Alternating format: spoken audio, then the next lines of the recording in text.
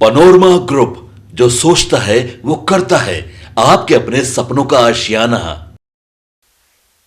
नमस्कार, city post live में आपका स्वागत है। मैं हूं ऋतुराज। बिहार में चुनावी जंग अपने चरम पर है और एग्जिट पोल के नतीजों के बाद सियासी तापमान और बढ़ गया है। जहां एक और एग्जिट पोल एनडीए की बढ़त दिखा रहे हैं, वहीं तेजस्वी यादव ने इन सर्वे को बीजेपी समर्थित फर्जी आंकड़े बताते हुए साफ कहा है कि 14 नवंबर को सच्चाई सामने आएगी और 18 नवंबर को मैं मुख्यमंत्री पद की शपथ लूँगा।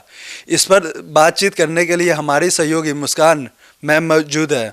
मैम, तेजस्वी यादव ने एग्जिट पोल फर्जी को क्यों कहा है?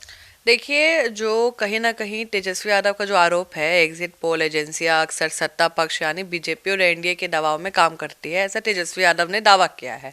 और उन्होंने कहा है कि जनता की राय यह नहीं है बल्कि प्रायोजित कथा है जो दिखाया जा रहा है।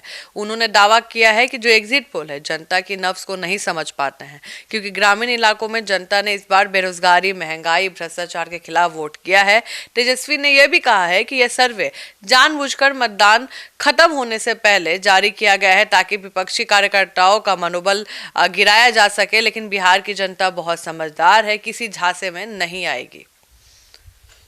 तेजस्वी का 18 नवंबर को शपथ वाला बयान कितना अहम है? देखिए, तेजस्वी यादव ने स्टार्टिंग में ही कहा था ऋतु कि आप विधायक को नहीं जिता रहे हैं, आप मुख्यमंत्री को जिता रहे हैं। तो राघोपुर में जब वो गए थे, उन्होंने पहले ही कहा था कि ये मुख्यमंत्री को वोट देके आप जिता रहे हैं। तो तेजस्वी यादव ने प्रेस कॉन्फ्रेंस में भी कहा है कि हमने पहले ही कहा था कि 14 को परिणाम आएंगे, 18 को शपथ होगी। यह बयान महज आत्मविश्वास नहीं बल्कि राजनीतिक मनोबल बढ़ाने की रणनीति भी है।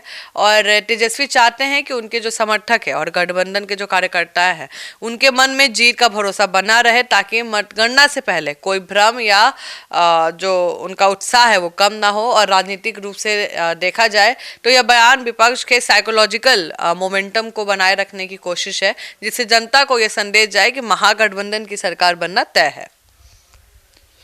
एग्जिट पोल और तेजस्वी के दावों में अंतर क्यों दिख रहा है? देखिए, एग्जिट पोल आमतौर पर सीमित सैंपल पर आधारित होते हैं, जबकि तेजस्वी यादव अपना दावे कहीं ना कहीं ग्राउंड फीडबैक पर आधारित बता रहे हैं। उनका कहना है कि 1995 के बाद पहली बार उन्होंने इतनी ज़बरदस्त प्रतिक्रिया मिली है। उन्होंने गांव-गांव घूमकर देखा कि लोग रोजगार, शिक्षा, स्वास्थ्य, भ्रष्टाचार के खिलाफ एकजुट होकर बदलाव चाहते हैं। इसलिए उनका मानना है कि जब वास्तविक नतीजे आएंगे तो महागठबंधन को भारी बहुमत मिलेगा। एग्जिट पोल करने वाले को शर्मिंदगी कहीं ना कहीं झेलना पड़ेगा, क्योंकि महागठबंधन जीत रही है, ऐसा तेजस्वी यादव का कहना है। मतगणना और चुनाव आयोग को लेकर तेजस्वी ने क्या चेतावनी दी है? देखिए, तेजस्वी यादव ने चुनाव आयोग और प्रशासन दोनों को खुली चेतावनी दी है और उन्होंने कहा है कि पिछली बार की तरह अगर मतगणना स्लो करवाई गई या किसी तरह की गड़बड़ी की गई तो जनता चुप नहीं बैठेगी। उन्होंने कार्यकर्ताओं से हर मतगणना केंद्र पर सतर्क रहने का आह्वान किया है और कहा है कि यदि किसी ने लोकतंत्र से खिलवाड़ करने की कोशिश की तो बिहार की जनता उसे जवाब देगी। यह बयान चुनावी पारदर्शिता पर दबाव बनाने और मतगणना प्रक्रिया में कहीं ना कहीं सुनिश्चित करने की बात हो रही है कि भाई हम देखेंगे कि कहीं कोई गलत चीज़ तो नहीं हो रहा है।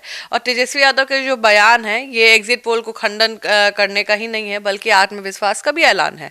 तो अब सबकी निगाहें 14 नवंबर की मतगणना पर है, जब तय होगा कि बिहार की सत्ता उस पर किसका कब्जा होगा। जी हाँ, क्या तेजस्वी का दावा सच साबित होगा या एग्जिट पोल की भविष्यवाणी सही निकलेगी?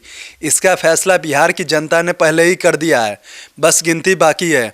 तो अब इस मुद्दे पे आपकी क्या राय है, कमेंट करके जरूर बताइएगा और देखते रहिए सिटी पोस्ट लाइव। तब तक के लिए धन्यवाद।